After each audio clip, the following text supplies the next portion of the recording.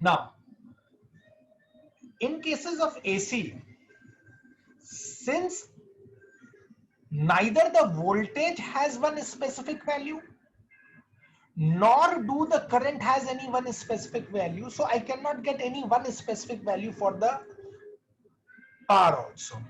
So instead of defining the power as such, I define either the instantaneous power और the average power. अब पहले भी हम लोगों ने देखा था कि कोई भी एसी साइकिल की जब मैं बात कर रहा हूं तो एसी साइकिल में कोई एक स्पेसिफिक वैल्यू नहीं है वोल्टेज की। Voltage is a function of a sine curve, it's a sinusoidal curve. चाहे मैं वोल्टेज की बात करूं चाहे मैं करंट की बात करूं, it's a sinusoidal curve.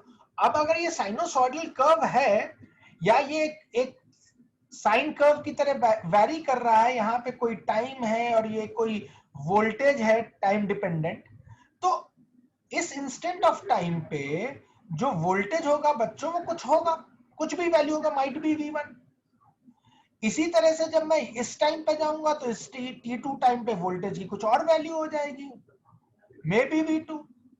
Similarly जब मैं करंट का कर्व लूंगा तो करंट का भी तो कर्व इसी तरह से आएगा मेरे पास। मान लो मैं करंट का भी कर्व बना लेता हूं, यहां पर ये करंट का साइकिल है। अब एसी साइकिल चाहे मैं करंट के ले लूं चाहे वोल्टेज का ले लूं, अब इस करंट की भी एसी साइकिल में डिफरेंट वैल्यूज के लिए डिफरेंट टाइम पे डिफरेंट वैल्यूज है। फॉर एग्जाम्पल अगर मैं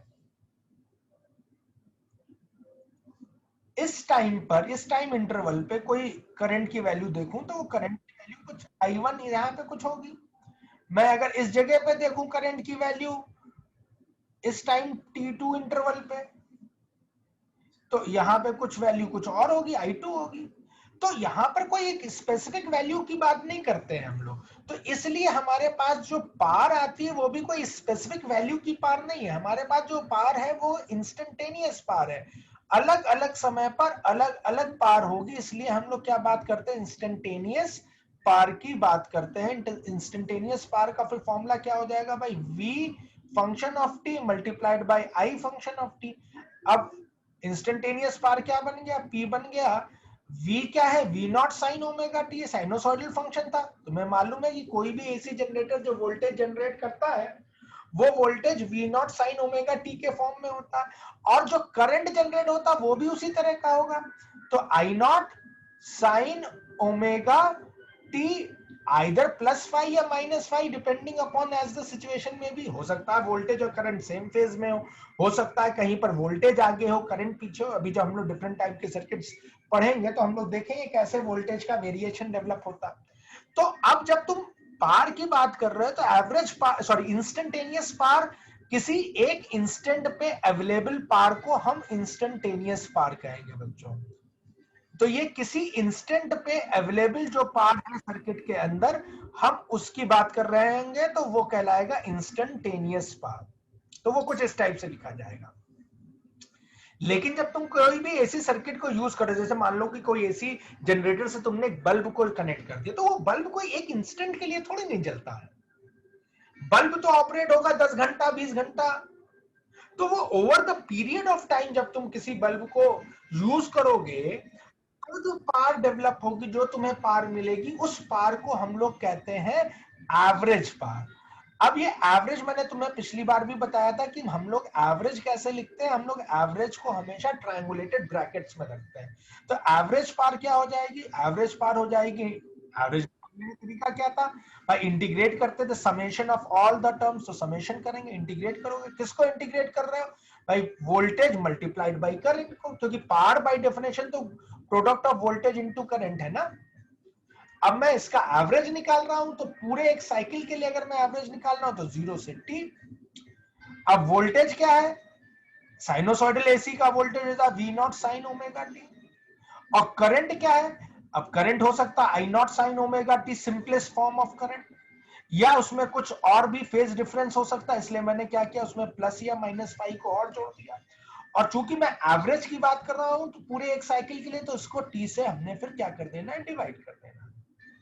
तो ये जो पार निकल के आएगी बच्चों, अब जो तुम पार फाइंड कर रहे हो, इस पार को हम क्या कहेंगे, एवरेज पार कहेंगे।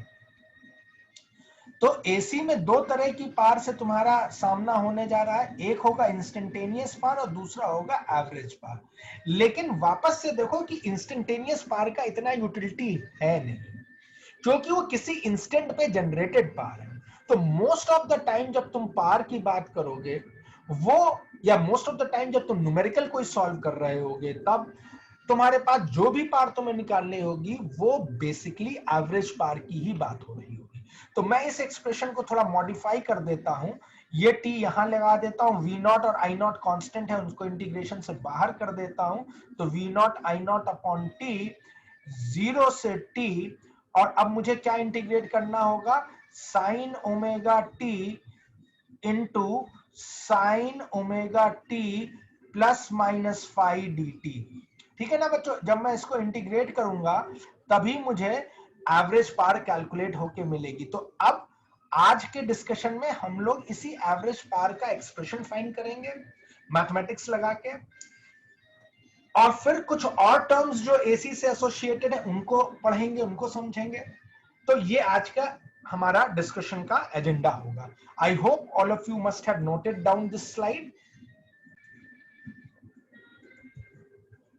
सो अभी तक जो भी कुछ लिखा वो मैं आपके सामने वापस से उसको रीअरेंज कर देता हूं, एक बहुत ही जनरलाइज फॉर्म में ले आ रहा हूं एवरेज पार को, इसलिए मैंने करंट को I naught sine omega T plus minus five के फॉर्म में रखा हुआ है। रीअरेंज करता हूं, वी नॉट और आई नॉट ये दोनों ही कांस्टेंट है, पीक वैल्यू है, ये वैरी नहीं करेगा, ये एसी के जनरेटर से डिपेंड कर रहा है, वी नॉट की वैल्यू वो कांस्टेंट है, आई नॉट भी पीक वैल्यू है करंट की, ये मैक्सिमम वैल्यू सर्किट डिपेंडेंट है वो कांस्टेंट है, और ये टी इस सबको बाहर कर दिया तो ये हो गया V naught upon V naught I naught upon T. अब इंटीग्रेशन के अंदर बचा 0 से T sine omega T multiplied by sine omega T plus minus five D T.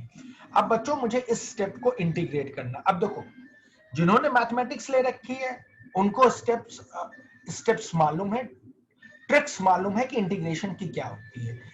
तो अगर आपको मालूम है वो ट्रिक्स तो आप डायरेक्टली प्रोसीड ऑन कर सकते हैं इंटीग्रेट करने के लिए। अगर किसी बच्चे को नहीं मालूम है, स्पेशली बायो स्टूडेंट्स, तो वो मेरे साथ इस स्टेप को अपनी कॉपी में हाईलाइट करके लिख लीजिए कि भाई इस जगह पर अब आपको इस एक्सप्रेशन को 2 से मल्टीप्लाई करना है और 2 से डिवाइड करना है। तो ऐसा करने से होने क्या वाला है, इसको क्या करने जा रहा हूं, ये स्टेप लर्न करना है बच्चों, तो मैं इसको हाईलाइट कर रहा हूं, एस्ट्रिक लगा रहा हूं ताकि आपको ध्यान रहे, you need to learn this step, especially the bio students, especially you all have to learn this step.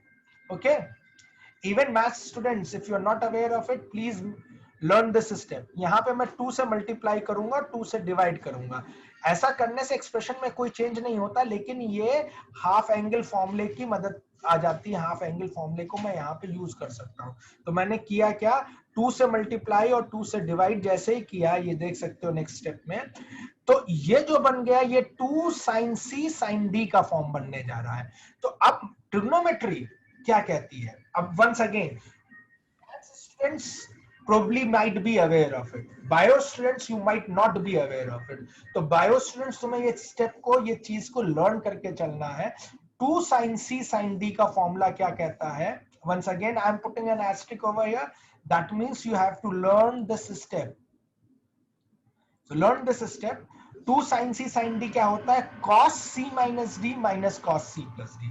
तो बच्चों यहां पर मैं c किसके लिए यूज कर रहा हूं, तुम देखोगे ये c जो है ये इस ओमेगा t के लिए मैंने यूज किया है, और d क्या है तुम्हारा, d है तुम्हारा ओमेगा t माइनस फाइव। तो अब जब मैं इस चीज को यहां सब्स्टिट्यूट करूंगा तो तुम देखोगे cos c के लिए क्या तुमने सब्स्टिट्यूट कर दिया बच्चों, तुमने cos c के लिए सब्स्टिट्यूट कर दिया ओमेगा t, ठीक है, और d क्या बना है, minus omega T minus five, ठीक है, प्लस फाइव भी ले सकते हो, माइनस फाइव भी ले सकते हो।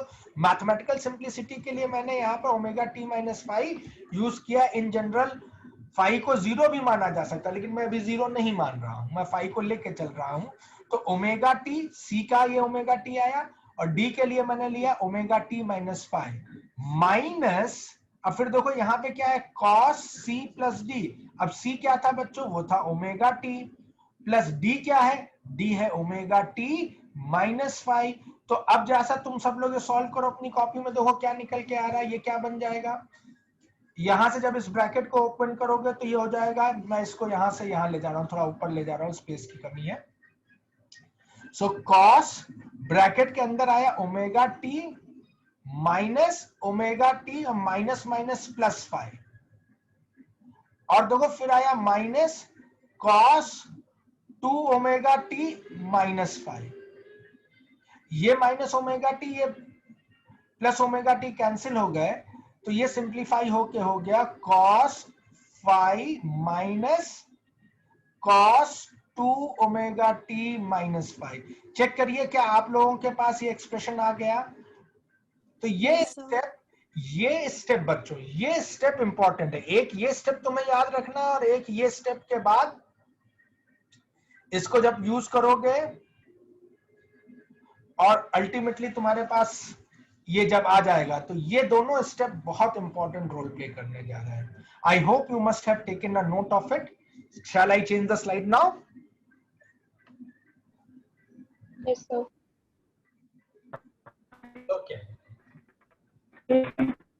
ओके बच्चों, सो अब जो भी हम लोगों ने स्टेप अप्लाई किया, उसके बाद जो सिंप्लीफिकेशन वगैरह किया, तो अब हमारा इंटीग्रेशन कुछ ऐसा दिखने लगा होगा। देखो चेक करो, ये इंटीग्रेशन इस फॉर्म में दिख रहा है कि नहीं दिख रहा है तुम लोगों को। You should be getting this boxed result now.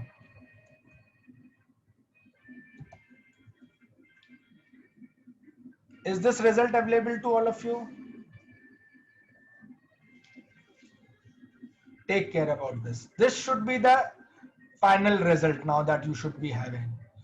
ठीक है ना? ये एस्ट्रिक स्टेप है, यानी तुम्हें ध्यान रखना है कि ये रिजल्ट आना है, इसको तुम्हें याद करके चलना है। स्टेप बाय स्टेप मैंने पिछले वाली स्लाइड में एक्सप्लेन कर दिया था तुम लोगों को। Shall I now proceed to integrate now? अब हम लोग यहां पर इस dt को ओपन करेंगे डिस्ट्रीब्यूशन लॉ की तरफ से।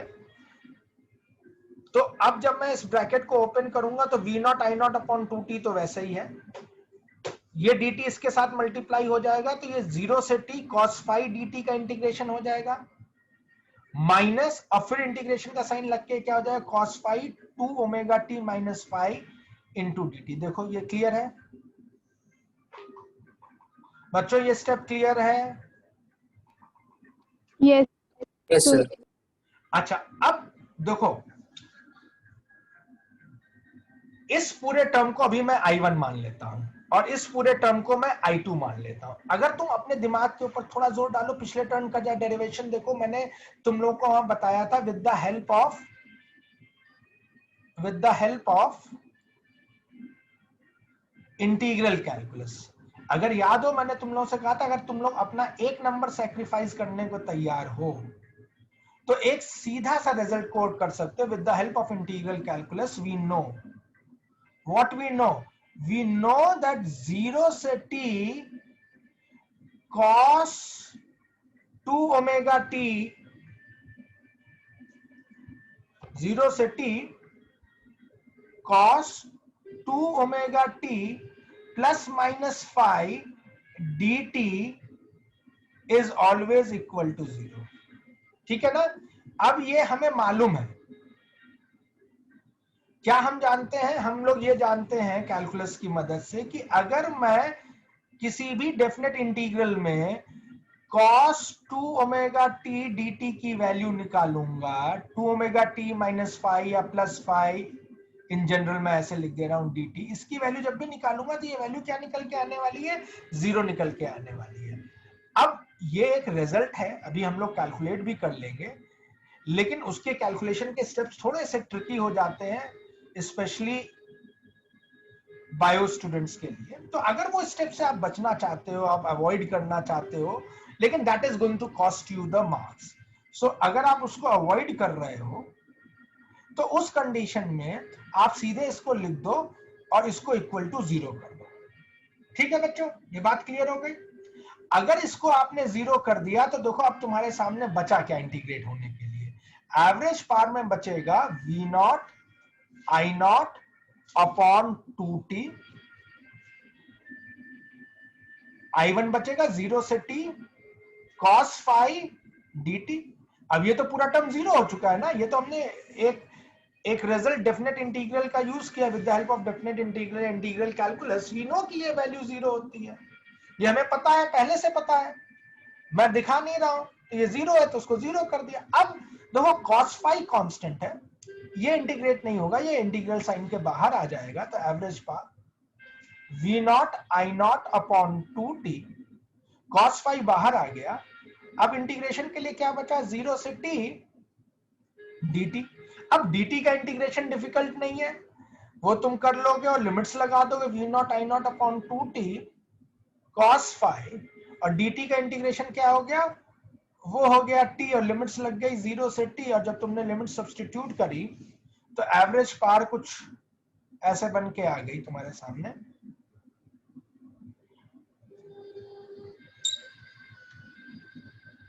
v not half v not I not cos phi, और ये हो गया t माइनस 0, तो t ही बचेगा, ये t और ये t कैंसिल हो गया, तो एवरेज पावर का फॉर्मूला बन के आ गया अब आपके सामने, v not I naught upon 2 cos phi, which can also be rewritten as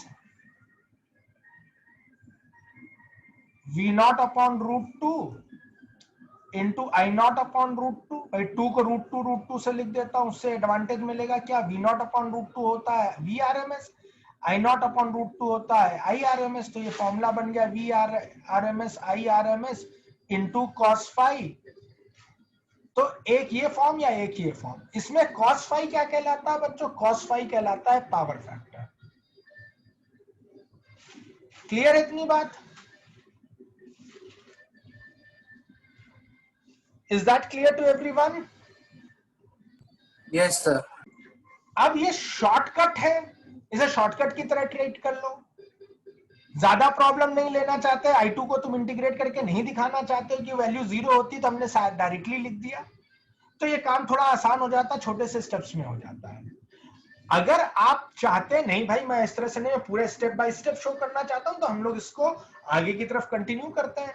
आपने अगर नोट कर लिया तो मैं इसको रिमूव कर देता हूं और आगे प्रोसीड ऑन करता हूं। अब I1 को मैं अलग इंटीग्रेट करता हूं और I2 को अलग इंटीग्रेट करता हूं। I1 किसका इंटीग्रेशन था, cos phi dt का इंटीग्रेशन था, जैसा अभी मैंने वहां पर तुम्हें बताया था, cos phi कांस्टेंट है, बाहर निकल के आ गया। यहां बचा हमारे पास dt को इंटीग्रेट करने के लिए। अब dt का इंटीग्रल क्या हो जाएगा बच्चों, dt का इंटीग्रल t हो जाएगा।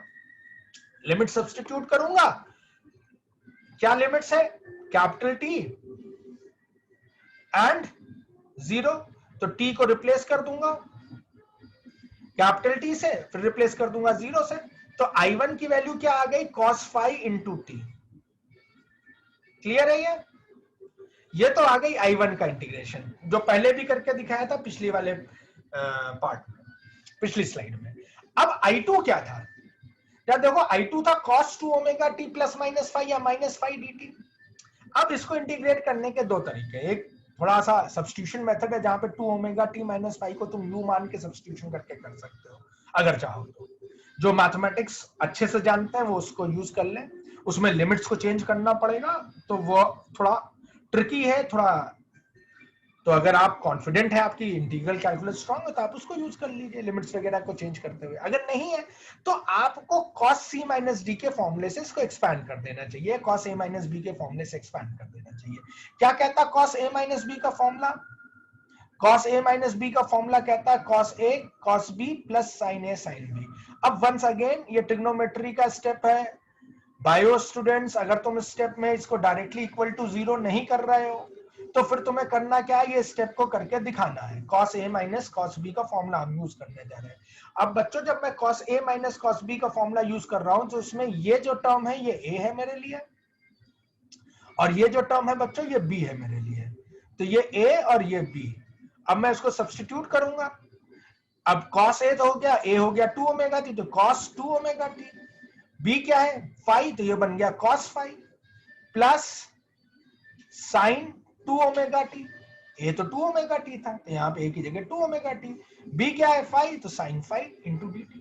फिर मैं डिस्ट्रीब्यूटिव लॉ से ओपन करूंगा इंटीग्रल को, तो ये हो गया cos 2 omega t cos phi into dt plus sin 2 omega t sin phi into dt।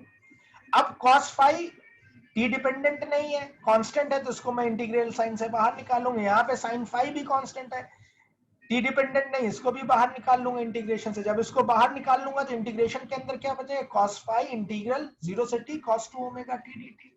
यहां से sin phi इंटीग्रेशन से बाहर आ गया, sin 2 omega t dt।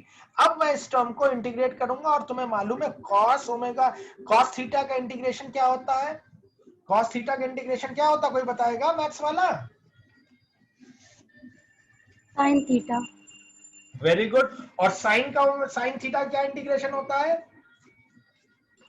Minus cos theta.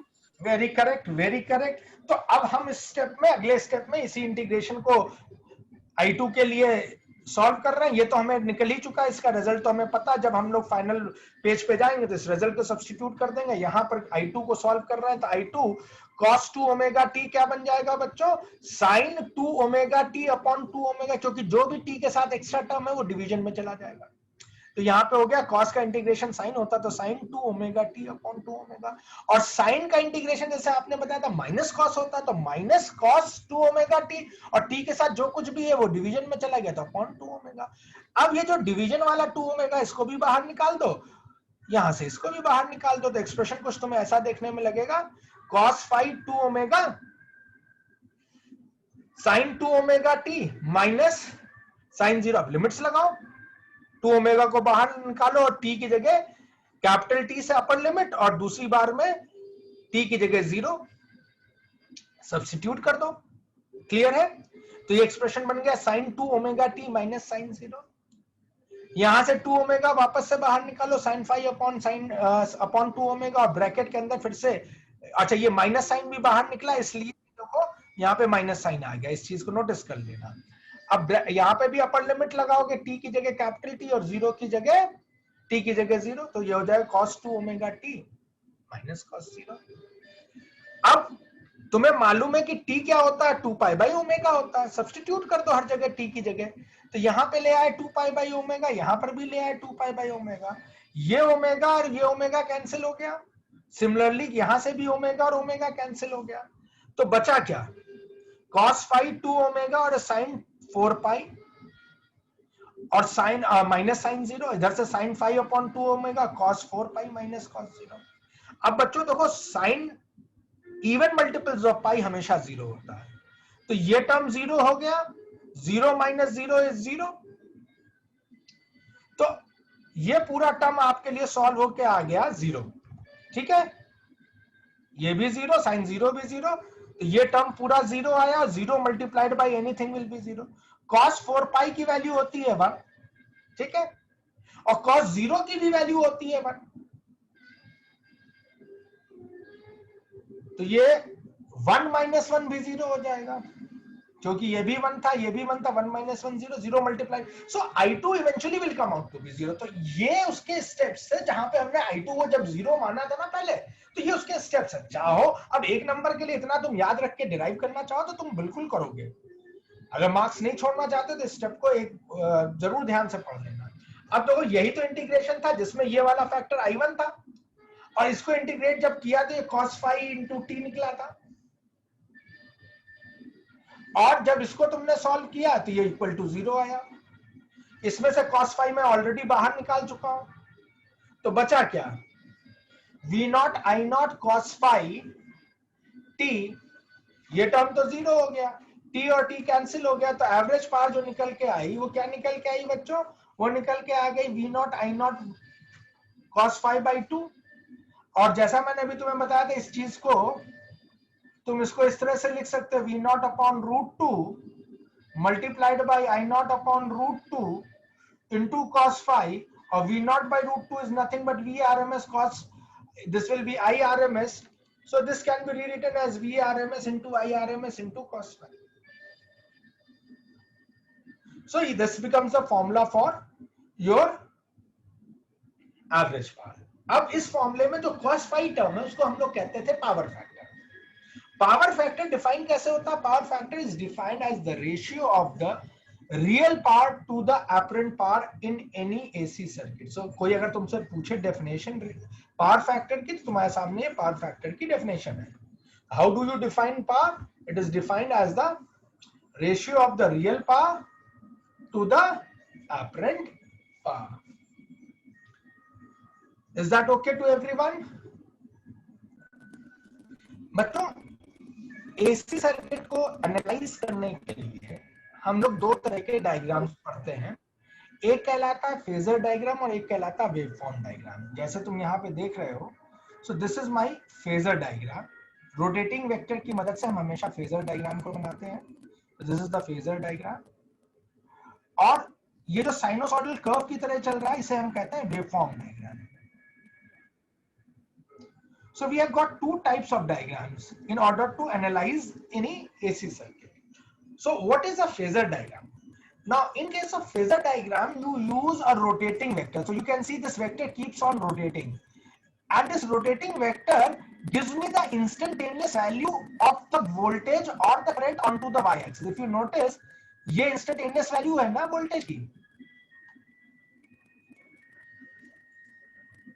तो ये जो इंस्टेंटेनियस वैल्यू है वोल्टेज की, यहाँ पे क्या इंस्टेंटेनियस है, ये तुम्हें यहाँ पे इसकी वाई एक्सिस के अराउंड रिफ्लेक्ट हो रही है।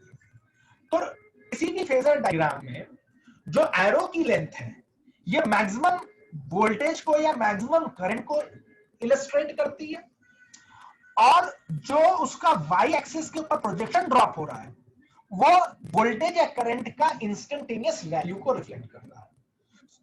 और ये इसका एक और जरूरी काम है, वो अगर वोल्टेज और करंट सेम एंगुलर फ्रीक्वेंसी के हैं, तो उनके बीच का फेज रिलेशनशिप बताता है। फेज यानी कि उन दोनों के बीच में क्या एंगुलर डिफरेंस है। फेज होता है एंगल के लिए टर्म यूज करते हैं फिजिक्स में। तो एंगुलर डिफरेंस वोल्टेज और करंट में कितना है, वो एंगुलर डिफरेंस को बताने का काम ये फेजर डायग्राम से हम लोग करेंगे। So a phasor diagram is going to show the phase relationship between voltage and current in case of any AC circuit. Now, अब जब तुम AC सर्किट को एनालाइज करोगे आगे जाके, तो जो रेशियो है वोल्टेज टू द करंट, चाहे AC सर्किट हो या DC सर्किट हो, for that matter, the ratio of voltage to current is always going to tell us the opposition that the current flowing through the circuit is going to face. तो जब कभी तुम ratio ले रहे हो किसका, voltage to current, और तुम्हें सर एक बार लास्ट स्लाइड लगा दीजिए। अच्छा, एक सेकंड में लगा रहा हूं मैं। तो जैसा मैं तुम लोगों से अभी बता रहा था कि जो रेशियो है, किसका रेशियो है, वोल्टेज टू द करंट के रेशियो को हम लोग ओम्स लॉ के नाम से जानते थे डीसी सर्किट में, और ये basically resistance of any resistor दे देता था, V upon I। AC circuit के केस में जब हम वोल्टेज टू द करंट का रेशियो निकालेंगे और वो रेजिस्टर के लिए निकालेंगे, तो अभी भी ये रेजिस्टेंस ही कहलाएगा। लेकिन अगर वहां पर सर्किट एलिमेंट तुमने इंडक्टर या कैपेसिटर यूज किया हुआ है, तो इंडक्टर और कैपेसिटर के लिए इसका जनरलाइज्ड टर्म है रिएक्टेंस का, इसको रेजिस्टेंस नहीं कहते हैं वहां पर। इंडक्टर और कैपेसिटर के लिए हम नया टर्म कॉइन कर रहे हैं, उसको कहेंगे reactance.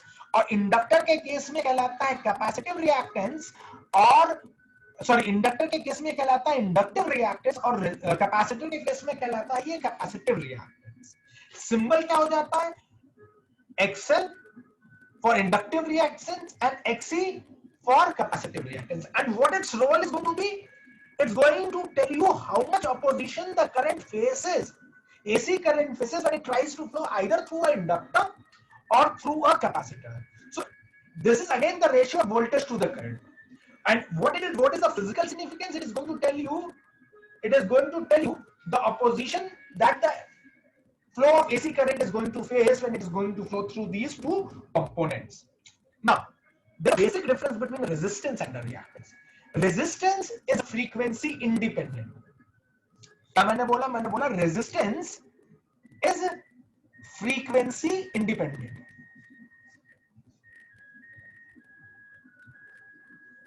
Whereas reactance is always frequency dependent. तो बच्चों ये ध्यान में रखना, रेजिस्टेंस फ्रीक्वेंसी इंडिपेंडेंट फैक्टर्स के ऊपर फ्रीक्वेंसी का कोई भी डिपेंडेंस नहीं होगा। आगे जाके जब हम लोग डिराइव करेंगे रिएक्टेंस की वैल्यू, तो तुम पाओगे कि रिएक्टेंसेस हमेशा फ्रीक्वेंसी के ऊपर डिपेंड करेंगे। और तुम्हारे पास चूंकि दो और सर्किट एलिमेंट्स होंगे स्टडी करने के लिए एसी में, इंडक्टर एंड कैपेसिटर, तो इंडक्टर से एसोसिएटेड जो भी रिएक्टेंस उसको इंडक्टिव रिएक्टेंस कहेंगे, और कैपेसिटर से जो भी एसोसिएटेड रिएक्टेंस उसको कैपेसिटिव रिएक्टेंस कहेंगे। दिमाग के अंदर एक चीज को बैठा के चलना है कि रिएक्टेंस वही रोल प्ले करेंगे, वैसा ही रोल प्ले करेंगे जो रोल कोई रेजिस्टेंस प्ले करता है। नहीं, ये करंट के फ्लो को अपोज करे। कैसे करंट के फ्लो को अपोज करना? एसी करंट के फ्लो को अपोज करना। अच्छा, अब जो आप एसी सर्किट आपको मिलेगा वो जरूरी नहीं कि सिर्फ रेजिस्टेंस का मिले, जरूरी नहीं सिर्फ कैपेसिटर का मिले, जरूरी नहीं सिर्फ इंडक्टर का मिले। वो हो सकता है कॉम्बो मिल जाए, कॉम्बो रेजिस्टेंस और इंडक्टेंस मिल जाए, रेजिस्टर भी हो इंडक्टर भी लगाओ, रेजिस्टेंस और कैपेसिटर मिल जाए, या रेजिस्टेंस कैपेसिटेंस इंडक्टेंस तीनों लगाओ। तो जब कॉम्बिनेशन आ जाता है, किसका कॉम्बिनेशन आ जाता है? रेजिस्टेंस और रिएक्टेंस का। जब दोनों का कॉम्बिनेशन आ जाता है बच्चों, उसको हम कहते हैं फिजिक्स की भाषा में impedance. So what is impedance? Impedance is the combination of resistance as well as reactance. So combo of resistance and reactance is going to be called as impedance. So remember this fact. Is that okay? Yes, sir. So this is all as far as the fundamentals of AC was concerned. Okay. From the next class onwards, we are going to deal with the AC circuit. So up till now, up till this point, we are going to these were all the fundamentals associated with